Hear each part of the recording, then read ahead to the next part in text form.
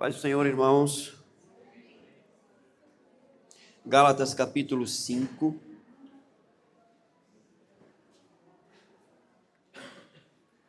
Gálatas capítulo 5.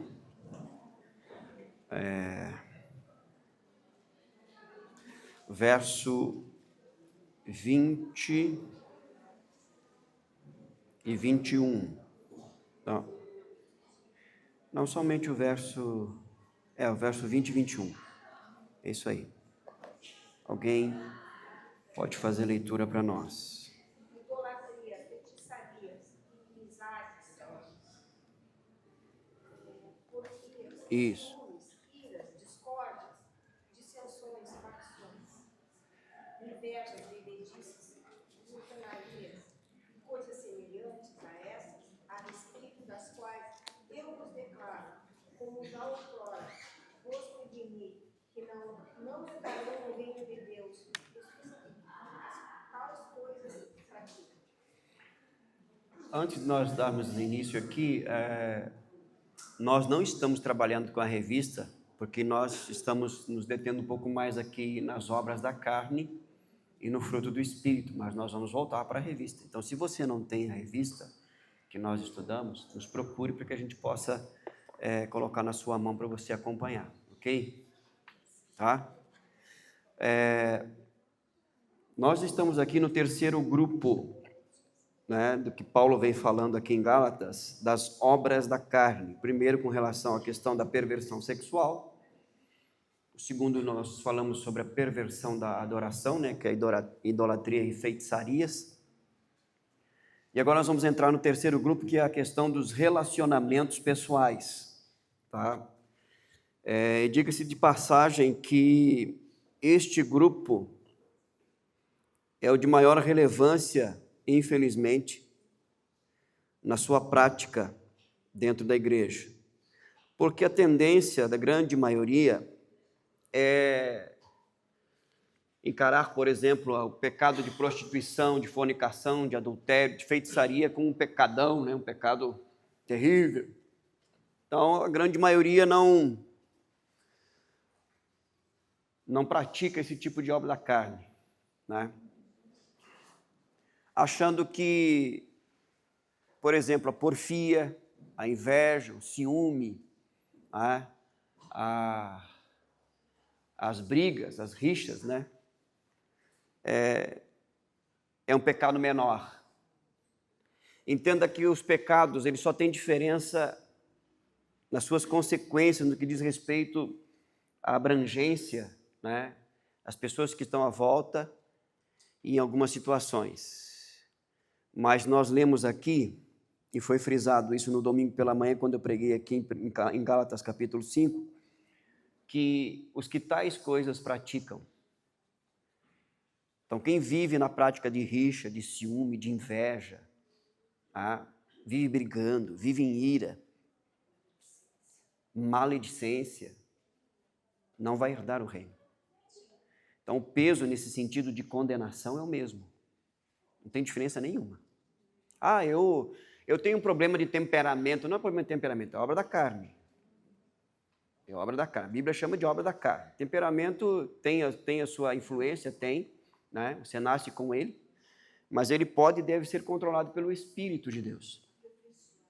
Nunca pode ser uma desculpa. Mas eu sou colérico, eu sou sanguíneo, né? Isso é desculpa, querido. O Espírito Santo é maior do que qualquer temperamento. E a nova vida em Cristo Jesus, ela é suficiente para nós termos um equilíbrio no nosso temperamento, ok? Então, é obra da carne tanto quanto a prostituição, o adultério, a feitiçaria. Então, quem vive nessas práticas, não se engane, achando, eu não adultero, eu não ando na prostituição, eu nunca pratiquei feitiçaria, mas vive irado, vive chateado, vive magoado, vive na inveja, no ciúme, falando mal dos outros. Os que tais coisas praticam. A seriedade das questões aqui trazidas pelo apóstolo Paulo é essa. Lembrando que ele não está falando para pessoas que não são cristãs, ele está falando para a igreja.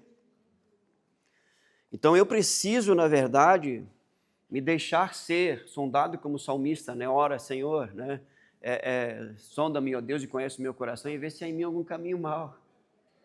Porque embora seja um processo de santificação, isso também não é desculpa para que eu, já com 10, 15 anos de vida cristã, eu continuo me irritando, me irando, falando mal dos outros, da mesma forma quando eu cheguei no Evangelho. Tem que haver mudança, irmãos. Quando eu digo tem que haver mudança, essa mudança não é forçada. Quando você lança uma semente de laranjeira, cresce a árvore, o que vai dar? Ela vai fazer força para dar laranja? Por quê? É a natureza dela. Você nasceu de novo? Então você não tem que fazer força para viver, para vencer a ira, o ciúme, a inveja, a maledicência. Uma das coisas mais terríveis para nós é quando a gente chega na casa de alguém que tem um familiar cristão e a gente pergunta, por que você não vai na igreja?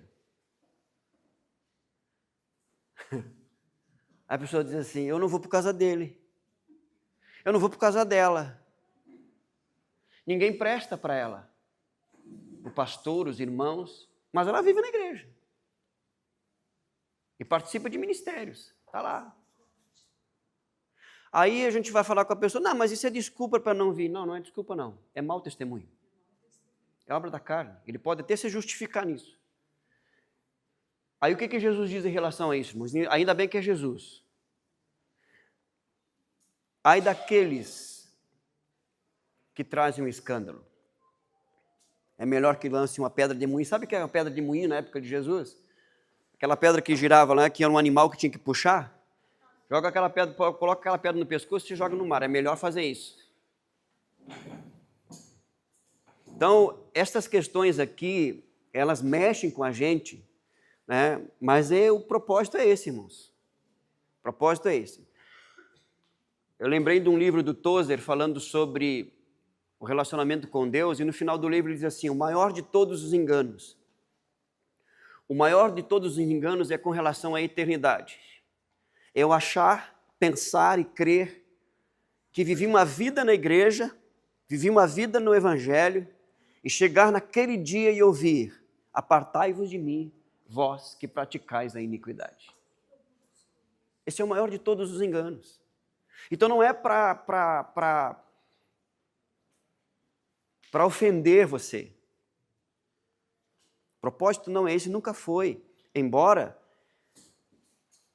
alguém disse assim, não, mas esse tipo de ministração ofende. Eu acho interessante que as pessoas não se preocupem em ofender a Deus com suas carnalidades.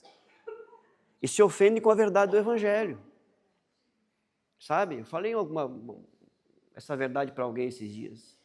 Se você se ofende com a verdade do Evangelho, é porque você não nasceu de novo. É simples assim. Você está me julgando? Estou te julgando. Mas você não pode me julgar, não. Eu não posso te condenar. Quem te condena é Deus. É diferente. Então, a falta de conhecimento e de uma experiência genuína, às vezes, nos leva a esse tipo de confronto, não fora da igreja, irmãos. Dentro da igreja. Qual que é o propósito de ministrar aqui? Primeiro que é uma direção do Espírito de Deus. E nessa direção, Ele trabalha em nós. Eu não estou falando para você. Eu estou falando para nós. Você não pensa que essas coisas aqui não me confrontam? Deixa eu dar o microfone para a Ângela 10 minutos, você vai...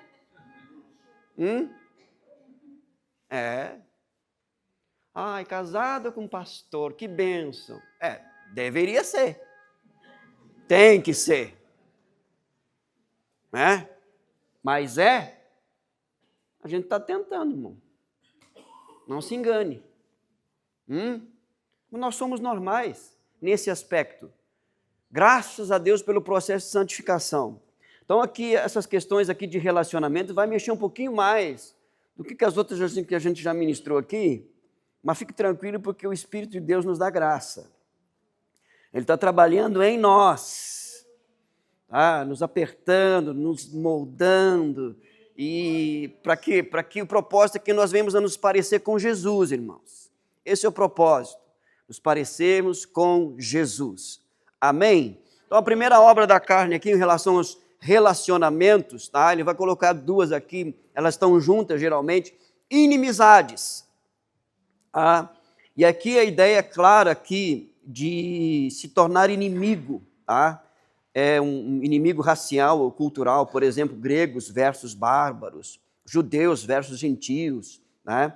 É aquela posição de se colocar como inimigo do outro, tá? O que era comum no tempo em que Paulo escreve, né? No mundo das pessoas que não tinham Cristo, Paulo vai dizer, não, mas isso não é comum para o cristão. O cristão não tem inimigo. Os únicos inimigos do cristão é o mundo, a carne e o diabo. Partimos desse princípio. Ah, pastor, mas tem pessoas que não gostam de mim, que... Tá, mas isso é elas, não... O evangelho parte de nós. Eu não tenho inimigos. Mas às vezes eu ajo com algumas pessoas como se elas fossem minhas inimigas. Eu tomo partido, né? Eu sou favorável, mesmo que a pessoa esteja errada, mas como ela é do meu partido, e quando eu falo partido não é literal, aqui está para não, que está gravando ainda, então não estou falando de partido político, a ideia de partido aqui é de grupo, panela, entendeu? Está fechado ali, só a elite, entendeu? Então os que não fazem parte são meus inimigos, eu não odeio, mas também não amo. Entendeu? Não quero perto. Não suporto fulano. Você já falou isso? Eu já falei várias vezes. Eu já falei, irmão. E às vezes eu falo mesmo. Não vou com a cara desse camarada aí. Você não vai com ele, você vai com essas pernas.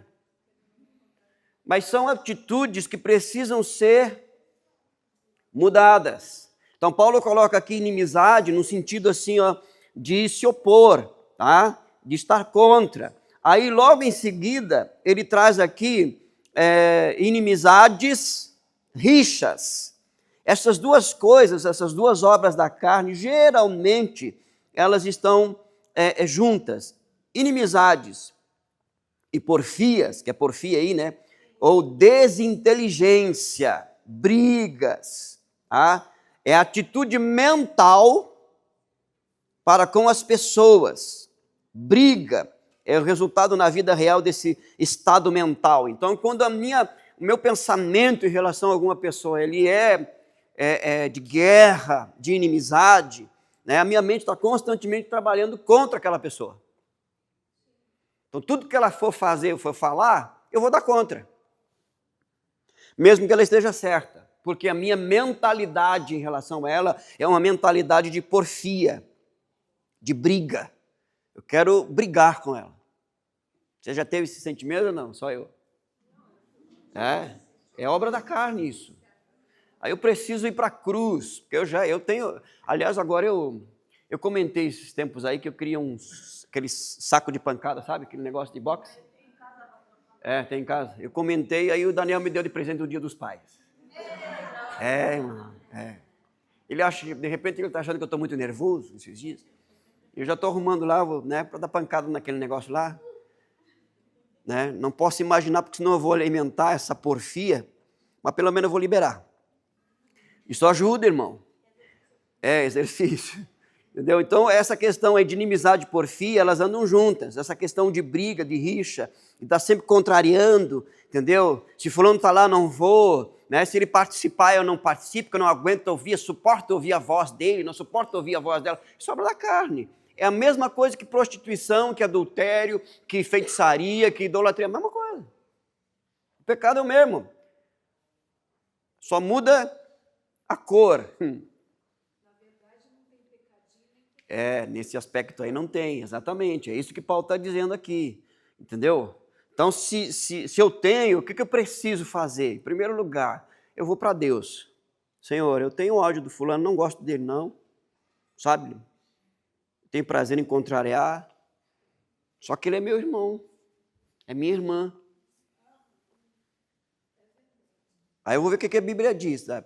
A obra da carne. Então, se é a obra da carne, o que eu tenho que fazer? A única maneira de vencer a obra da carne é andar no Espírito.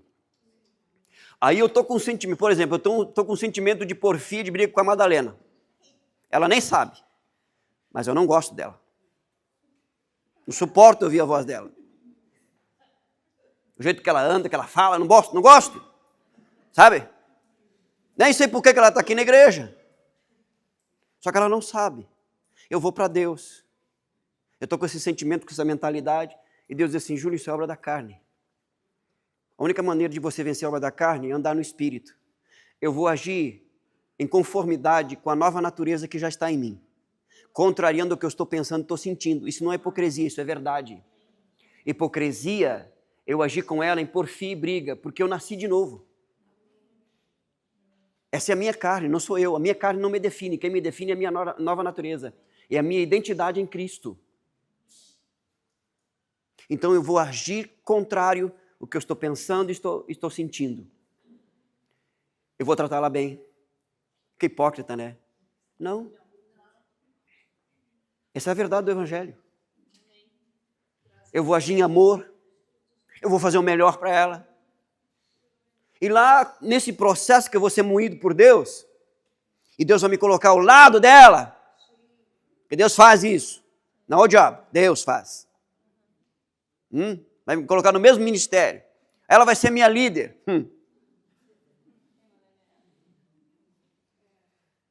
E aí eu vou ser quebrado.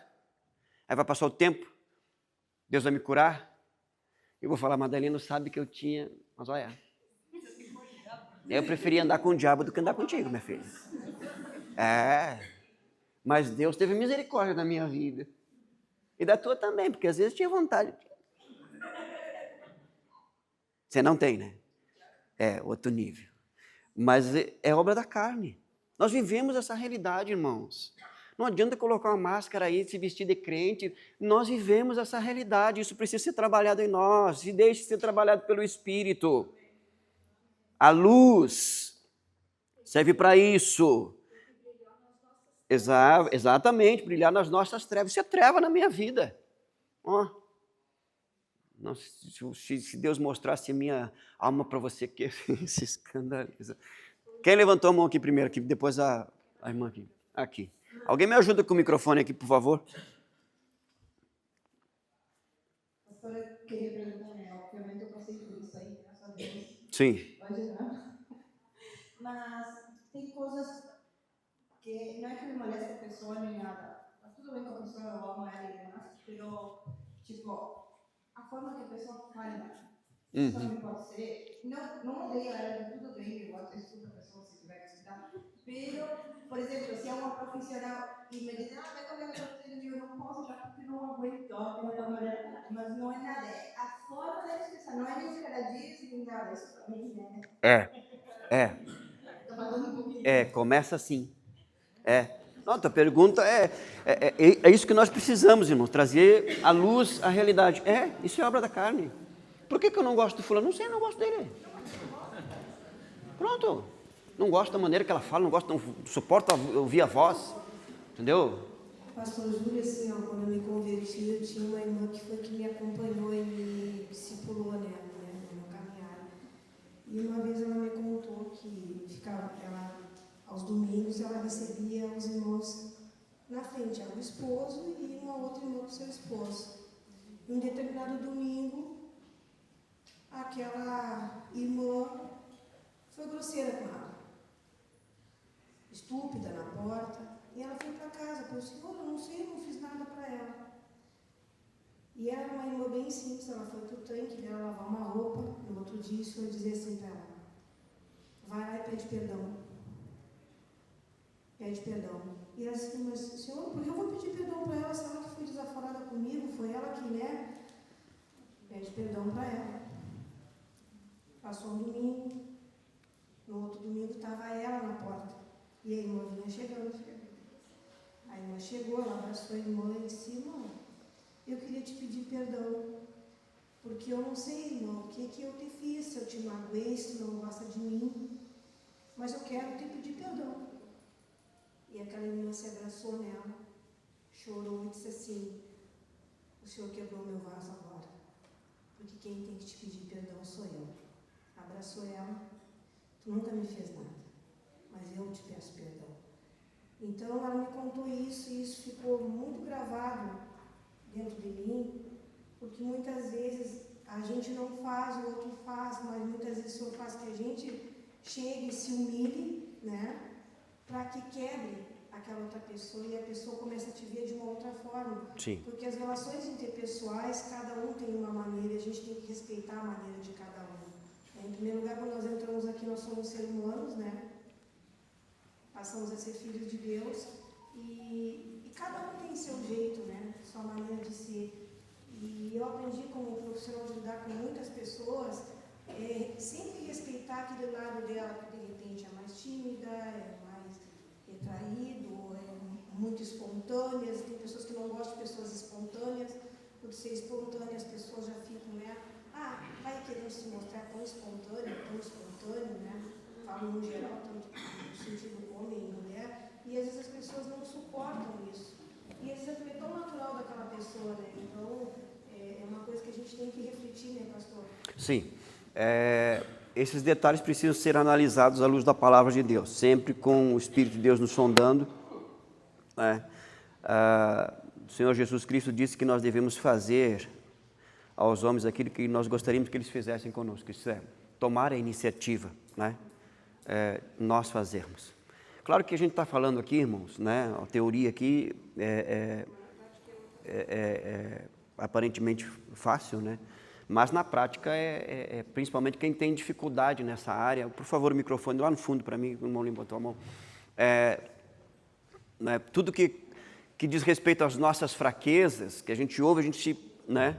E trazer isso para a prática é um desafio, mas é totalmente possível, saudável, legítimo e é necessário, né? Necessário para que a gente cresça, né?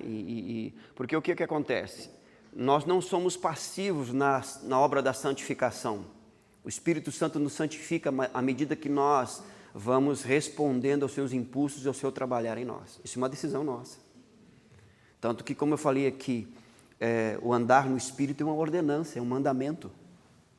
Não é uma opção. Então, se Ele ordena, é porque Ele já me capacitou para fazer. Então, eu tenho que fazer. Entendeu? Nos primeiros momentos eu vou falhar, vou errar, vou estragar tudo. É assim que funciona, irmãos. Entendeu? Mas se eu persistir, né, eu vou ser aperfeiçoado, sim, com certeza.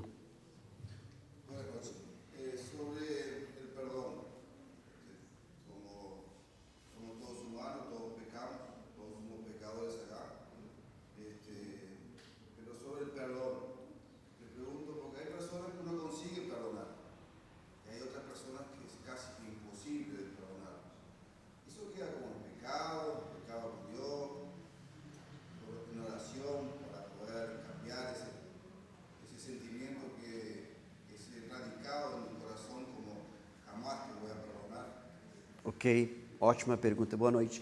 A questão assim do perdão, primeiro ele é um mandamento, tá? Então, eu decido perdoar e obedeço perdoar. Só que existem graus, né, diferentes de profundidade, de feridas, de dor, né? Isso dificulta um pouco porque quando a gente sofre uma injustiça, né, e a gente tem que liberar perdão, o que vai ser trabalhado em nós, em primeiro lugar, é o nosso orgulho ferido. Nós estamos feridos. E dependendo da profundidade da ferida, né, a gente confunde assim, puxa vida, eu vou perdoar, mas eu não sinto de perdoar. Pensando que aquilo que eu estou sentindo, né, a dor, a ferida, a mágoa, o ressentimento, aquele sentimento todo ali, até mesmo de vingança, é maior do que a minha decisão. E se eu decidir perdoar sentindo essas coisas, eu vou me sentir um hipócrita, não um verdadeiro. Só que é justamente o contrário. Enquanto eu não liberar o perdão, esses sentimentos vão me dominar. E eu vou ficar preso àquela pessoa de forma negativa. O verbo perdoar, no grego, é liberar, deixar ir. Pagar a dívida, essa é a ideia. Então, existem situações para eu deixar a pessoa ir, né, não estar mais preso a ela de forma negativa, que se torna difícil. dependendo da experiência, da situação, a gente tem que levar em consideração a dor e o sofrimento. Embora essa consideração ela não pode determinar sobre a ordenança bíblica, porque a ordenança é perdoar. E ordenança você não sente, você obedece.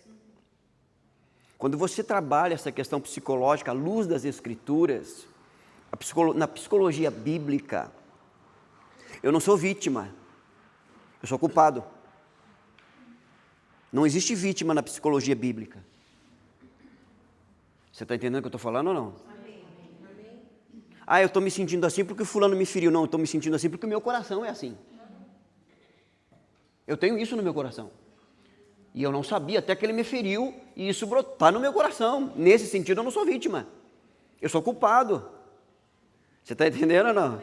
Ah, mas eu só fiz isso, eu tive essa reação porque ele falou isso, porque ele fez aquilo. Não, eu tive essa reação porque eu sou assim.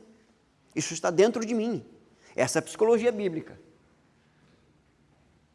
E por isso que às vezes nós não conseguimos entrar no caminho de cura interior à luz da palavra de Deus. Então às vezes se torna realmente difícil perdoar. E por isso é necessário de um acompanhamento bíblico, e uma disposição de, independente do que eu estou sentindo ou não, obedecer a palavra. Tivemos uma situação uma vez em uma das nossas igrejas, que uma menina chegou para nós, apresentando uma situação, né, que precisava de ajuda e tal, e de alguma maneira a gente percebeu que não era exatamente aquilo que ela estava precisando. Aí a gente foi conversando, foi fazendo algumas perguntas, até que a gente chegou num ponto em que, não sei, me lembro se foi eu, foi a Ângela que perguntou, e o teu pai? Você fala na mãe, você fala nos seus irmãos, você não fala no seu pai, você não tem pai? Aí o semblante da menina mudou. Eu não posso perdoar ele. Aí eu disse, você não pode ou você não quer? Aí ela começou a gritar, a chorar, a ferida muito profunda, aquela coisa toda.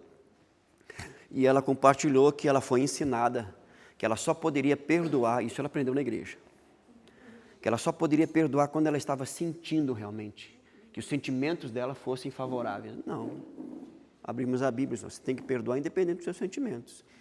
Não é que você não possa perdoar. Se perdoar é mandamento, mandamento não está na questão, no conceito de não poder, está no conceito de não querer. Você não quer perdoar, é diferente. E não querer perdoar é se colocar acima de Deus. Aí como é grave. Aí eu fui trabalhando essa mentalidade até, né, para apertar mesmo. E qual o primeiro ser criado que pensou ser maior do que Deus? Então a falta de perdão não é mero pecado, é um princípio de Lúcifer.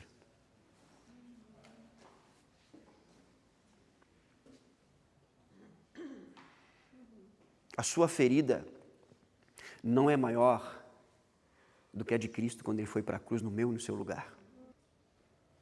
Então essa questão de perdão, a gente leva em consideração sim, no aconselhamento, no acompanhamento, né, a dor, o sofrimento, que se foi a vergonha, né?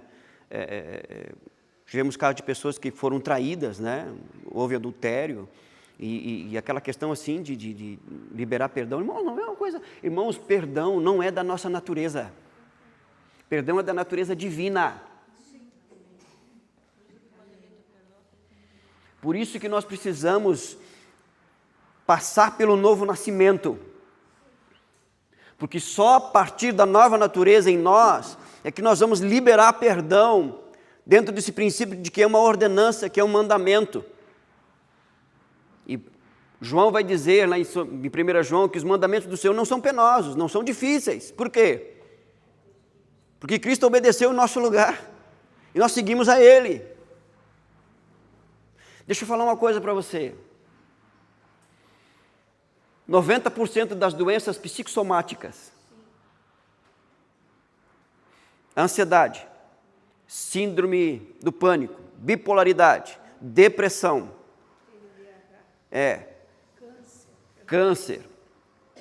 Olha, problemas de câncer principalmente nos órgãos vitais. Provado cientificamente.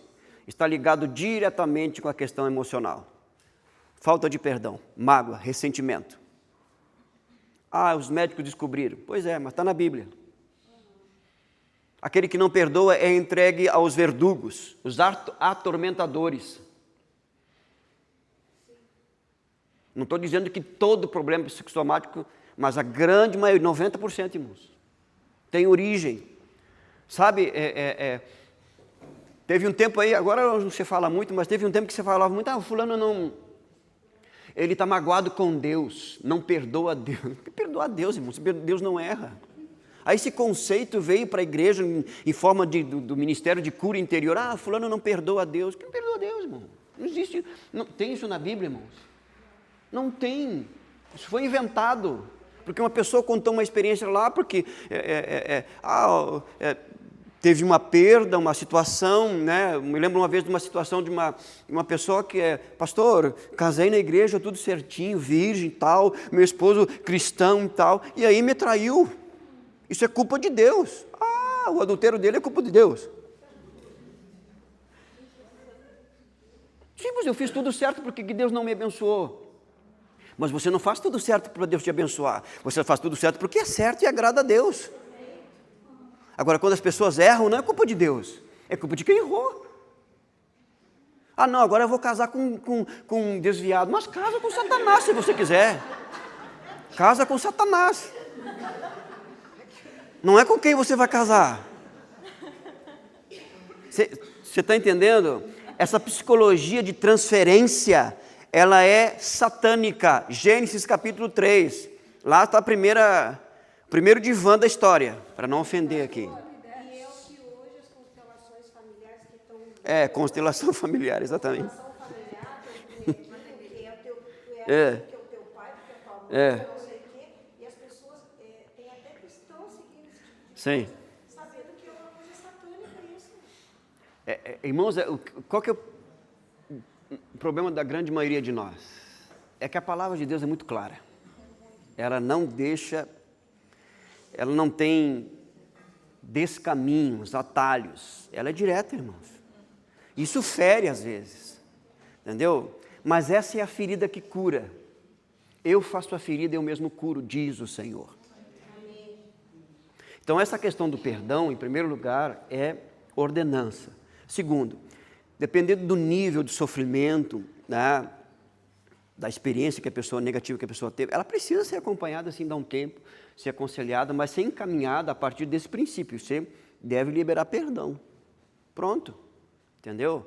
Lutar com Deus. Senhor, eu já cheguei para Deus e disse, Deus, eu não quero perdoar fulano, não. Quero, na verdade, arrebentar com a cara dele.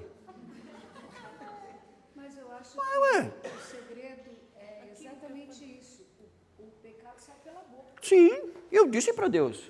Não, eu quero dar na cara dele. Muitas vezes a gente se escandaliza com alguns sentimentos que estão nos nossos corações, mas Deus conhece. E eu disse para Deus, Deus, eu não quero. Eu sei que está na tua palavra, abri o texto, li, estou orando, estou falando com Deus. Está aqui, Deus, ó. É ordenança, está aqui, ó. E li o texto. Só que eu não quero. Muda o meu coração, tem misericórdia. Eu tenho que fazer. Porque se eu não fizer, tu não vai me perdoar também. É simples assim. Entendeu? Essa transparência. Irmão, se tem uma coisa que desagrada a Deus, é a falta de transparência. Por quê? Porque Ele é onisciente. Não se esconde nada de Deus. Agora, se tem uma coisa que agrada a Deus, é a nossa sinceridade. Deus não se ofende com a nossa sinceridade. Na verdade, a gente estudou sobre Davi, né? Sim, Davi confessou. Já Salomão não. Exatamente. Exatamente, lá no fundo. Pode falar. Sobre el perdón, se he perdonado a personas que pasaron por mi vida, pero las personas que creo que no las he perdonado, así mismo en mis oraciones les pido a Dios que consagre su vida, Ótimo. y que le haga todo lo imposible. Isso. No sé si eso es perdón o qué. Não, isso revela perdão, porque o que acontece? Quando a gente começa a orar pelos nossos inimigos, que nós não temos, Jesus falou, né? Nós nos tornamos parecidos com o Pai. Do meio do processo do perdão é justamente nós orarmos pela pessoa que nos ofendeu, né? Ou que nós perdoamos, mas ela não nos perdoa, né? E aí isso é ela com Deus, mas nós liberamos perdão, e para que esse perdão continue se evidenciando através de nós, é orar por essa pessoa, para que ela se deixe ser alcançada por Deus, para que ela libere perdão. E isso é um sinal de que o nosso coração foi curado e que há perdão, né, que nós liberamos perdão de maneira verdadeira, de maneira sincera, diante de Deus, ok? Preciso sair daqui, irmãos. Ou seja, perdão está tudo bem, né? Ordena, se a gente perdoa, está tudo bem. Pero perdoar e voltar a trazer a pessoa, ou voltar a conviver com a pessoa, são coisas diferentes. São coisas distintas. São coisas distintas. São coisas distintas. Tem muita gente que pensa, que pinta um quadro colorido ali, mas você perdoou e tem que andar junto. Depende com quem. Ué. Depende da situação, né? Lógico. Ué. Entendeu? Aí o pessoal assim, ó, mas Deus te perdoa e anda, mas Deus é Deus, filho. Espera só um pouquinho. Esse mesmo Deus, ele diz que nós temos que nos afastar de algumas pessoas, inclusive de alguns irmãos por amor a Ele. Nós já falamos sobre isso, não falamos? Já falamos, né? Não vou repetir aqui, tá? E tem algumas pessoas que, no que depender de vós, tem de paz no que depender de você. E às vezes, para você ter paz com outra pessoa, vai ter que ser o seguinte, eu perdoei, bom dia, boa tarde, boa noite, tchau. Não ando com você. Exatamente. Isso é vida cristã, irmãos. Eu lembro a situação, quer ver? Vou dar um exemplo para vocês aí. Quando Caio Fábio confessou o seu pecado lá de adultério, e a esposa perdoou, e mandou ele, não ama, isso não é um perdão divino. Ela liberou ele. Você está perdoado. Só que o casamento foi rompido, você quebrou a aliança. Está no meu direito não querer mais ficar com você. Você perdeu a visitação, filho. Te amo em Cristo Jesus, talvez a gente se encontre no céu, mas eu não permaneço com você mais. Pronto, acabou, quebrou a confiança. Ela está errada? Não. Perdoar é uma coisa, conviver é outra. Ela está no direito dela, biblicamente falando. Assim como, por exemplo, alguns irmãos dentre nós.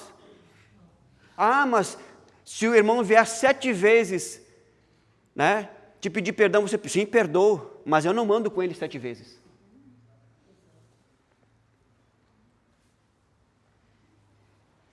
Porque se eu andar com ele, vai trazer prejuízo para mim, vai trazer prejuízo para minha família. E Deus quer isso para nós? Não, irmãos. Então não pinte um quadro colorido assim, não, eu vou ter que aguentar, não tem que aguentar nada. Não tem que aguentar nada, a Bíblia não diz isso. Se ele precisar de ajuda, eu vou ajudar. Se ele precisar de suporte, eu vou sustentar ele. Mas conviver... É que nem alguém chegou para mim e disse, pastor, olha só, já 3 vezes sentei, falei, mostrei, né? Aí a pessoa não quer, o que eu faço? Vaza, manda, já falou, entendeu? Já vai. Pois é, mas eu ia fazer isso, mas a minha família cristã diz que isso não é amor. Não, o contrário disso não é amor. Isso é amor. Ela tem que sofrer o dano. O que Provérbios fala? A pessoa, muitas vezes repreendida, será ferida sem que haja restauração. O iracundo, nós vamos falar sobre ira agora. Se nós não deixar ele sofrer o dano da sua ira, nós vamos acabar imitando a sua ira. Deixa ele sofrer o dano. Se ele morrer, que morra, vai para o céu. Ué, qual é o problema com a morte? Não está em Cristo? Vai morrer, vai para o céu. Ah, se não tiver em Cristo, vai para o inferno. Aí é problema, né? Mas aí não é problema seu. Sabe, irmãos, eu sei que às vezes a minha maneira de falar é agressiva, é uma geração mimizada, né? Que eu tenho que me policiar, e a minha esposa já fez aquele olhar 43 dali já. Mas, irmãos, é que às vezes assim, parece que a gente tem que desenhar coisa que está muito clara na palavra de Deus. Imagina Jesus. Pegou um relho para ver as mesas dos cambistas que estavam fazendo comércio no templo. O cordeiro manso, Madalena. A casa do meu pai será chamada casa de oração. É ruim, amigo, hein? Muito ruim. Ele fez isso com pessoas? Não. Mas ele demonstrou a sua ira com um princípio que está acima, que é a casa de oração. Sabe, eu vou falar sobre ira agora. Nem toda ira é pecado. Aliás, irá é um mandamento. É mandamento. Vou mostrar aqui na Bíblia para você. Está na Bíblia. Ao mesmo tempo que tem uma ira que é obra da carne, quer ver uma coisa?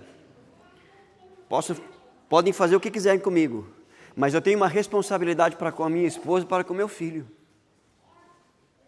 É ruim que vão tocar neles e eu vou, tá tudo bem, eu amo em Cristo. É ruim, é responsabilidade minha. E a Ângela sabe, por isso que tem coisas que às vezes ela não me fala. É ruim, hein? Quem vai dar conta da esposa e do filho sou eu. E é minha responsabilidade proteger. Tivemos uma situação lá no seminário e eu falei, o dia que o diretor do seminário te chamar, tu não vai sozinha. Porque ele não vai falar contigo assim como ele fala com os outros. Tu é uma mulher casada e tu casou com um macho, não com um saco de batata. É ruim, amigo? Não interessa se é pastor, se é bispo, se é vice-deus, se é apóstolo, se é anjo, se é querubim. Existe um princípio de autoridade, irmãos. Princípio de autoridade. E eu sou autoridade na minha família. Deus me colocou como cabeça. Essa ira é justa, é verdadeira e é necessária. Aliás, eu vou falar uma coisa para você aqui que não casou ainda, irmã. Casa com homem, não casa com moleque, não. Pelo amor de Deus. E tem uns camaradas aí que, por favor. Sabe? Não se posiciona, não protege, não guarda. Rapaz, uma das coisas que a esposa precisa é da natureza dela, é proteção. É saber que ao lado dela tem um homem que vai proteger, ainda que isso custe a vida dele. Você está entendendo ou não? Isso também é cristianismo, irmão. Terminou? Não, vai ser normal? Tá. Deu para entender aí ou não? Então vamos lá. Que tempo eu tenho? Não terminou meu tempo. 5 minutos, vamos lá. Iras. Aí a palavra iras aí não tá, né? Tá, né? Deixa eu ver aqui. Até tirei de Gálatas aqui porque eu estava falando outra coisa, entrou iras, tá? Deixa eu ver aqui. Ciúmes, tá? Ciúmes. Deixa eu ver aqui. Porfias. Não, isso aqui é ira. Emulações, aqui, ó. Tá. A palavra aqui, emulações, zelos, tá? Aí tem 2 sentidos, tá? O zelo positivo.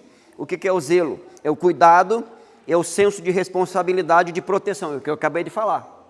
Tá? Zelar por aquilo que o Senhor te concedeu. Esse o termo aqui, ele tem esse sentido positivo aqui de ciúme. Tá? Então, nem todo ciúme é obra da carne. Existe aquele ciúme, aquele zelo que é proteção. Quantas vezes eu cheguei para a Ângela, toma cuidado com fulano, porque Então, te liga. Sabe? Isso é ciúme, sim, é ciúme. É proteção. Você está entendendo ou não? Tá? Agora, o que Paulo está falando aqui de obra da carne, tá? É aquele zelo, aquele ciúme que é possessivo. Ângela não é minha posse. Ela é posse de Deus. Mas eu tenho responsabilidade enquanto ela estiver comigo. Entendeu? Então, esse ciúme aqui, na verdade, está mais ligado assim com uma inveja, com um desejo, né, um sentimento de querer dominar, né, de anular a personalidade do outro, né, impor a sua. Essa é a ideia aqui, que a gente orienta, né, no relacionamento conjugal para que isso não aconteça. Então é aquele sentimento de posse de forma maligna, que separa dos outros, que tira dos outros, que é só para mim. É como se eu, por exemplo, assim, a Ângela é só para mim, ela é de mais ninguém, entendeu? Então eu não deixo nem ela sair de casa. Mas eu acho que esse... Deixa que eu saio. Entendeu? E é esse sentimento que eu acho que é o que hoje está mais, em relação ao relacionamento, está mais alto, assim, exacerbado, no sentido de que os casos de feminicídio, a grande maioria, Exato. o alto índice é por causa desse elemento, dessa possessão aí, Isso, né? nasce nisso, exatamente. É muito. Essa mulher está ainda casada com um cara, fora as que se separaram, né? Mas a mulher está casada também, está morrendo por esse ciúme aí. Exatamente, essa é a ideia, tá? E é uma obra da carne, que precisa ser trabalhada, porque senão vai tomar uma proporção, tá, de domínio, de algo totalmente nocivo, totalmente negativo, ok? Deu para entender? Então vamos orar aqui, que o nosso tempo já terminou, tá? Continue lendo, orando sobre isso, deixando Deus trabalhar, né? A gente vai dar continuidade aí, ok? Após a oração, você que trouxe a sua oferta, coloque no gasofilácio. Coloque-se em pé, por favor. Fale com Deus e agradecendo a Ele pela nova natureza que você tem em Cristo Jesus, pela boa obra que Ele iniciou, qual Ele é fiel para completá-la, suas fraquezas que estão sendo trabalhadas. Pai, Tu nos sondas e nos conheces. Não há nada, Senhor, que diz respeito a nós que não seja do Teu conhecimento. E quanto mais nós nos relacionamos contigo, mais Tu nos revela não somente o Teu caráter, mas revela a nós mesmos, a nossa realidade. E, ó Deus, não para lançar em rosto, mas para que sejamos curados, trabalhados, moldados, transformados. Como nós precisamos. E Te damos graças porque a boa obra que Tu iniciaste, Senhor, Tu és fiel. E na Tua fidelidade nós confiamos e descansamos, Senhor. Obrigado, Senhor, pela Tua paciência. Obrigado, Senhor, meu Deus, pela Tua misericórdia, pela Tua compaixão, Senhor, para com cada um de nós. Se tem alguém que nos conhece, Senhor, é o Senhor. E assim mesmo, Senhor, tens prazer em nós. Ó Pai, continua ajudando-nos a caminharmos e avançarmos, ainda que com passos lentos, mas com as mãos firmes no arado, com os olhos fitos no autor e consumador da fé, sabendo, Senhor, meu Deus, que a Tua obra é perfeita e é plena. Assim nós oramos, agradecidos em Cristo Jesus. Amém. Que o Senhor te abençoe.